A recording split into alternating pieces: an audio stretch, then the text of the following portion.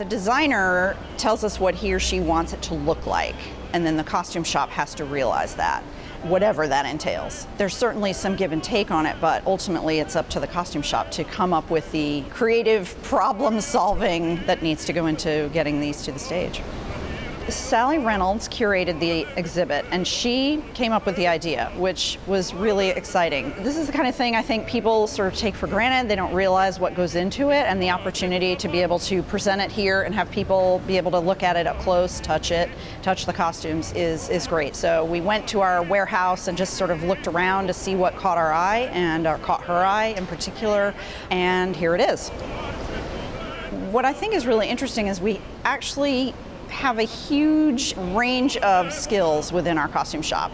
We're tucked away in the basement of the Wortham Theater, and within that space we have a stitching room with a whole bank of sewing machines, industrial sewing machines. We have a pattern making room with big tables where they can lay out and create the patterns from scratch. So a lot of equipment and a lot of skill, variety of skill crammed into the space down in the basement. So behind me are the costumes from Aida, which was designed by Zandra Rhodes, who's the iconic 70s fashion designer who's still designing today.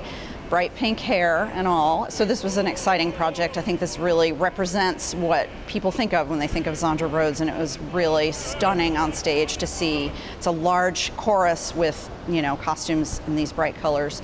And then we also have something really very different with The Rape of Lucretia. Those are much more muted, but almost as complicated, but you wouldn't know it just looking at it. It's a simple silk draped costume, but very intricately gathered and very specifically dyed for that production. We also have some costumes from Cenerentola, which are very bright pop colors, and those are particularly engineered, I guess. You have a piece of paper with this flat sketch on it, and the costume shop had to kind of turn that into what is very structural and three-dimensional pieces that really stand out.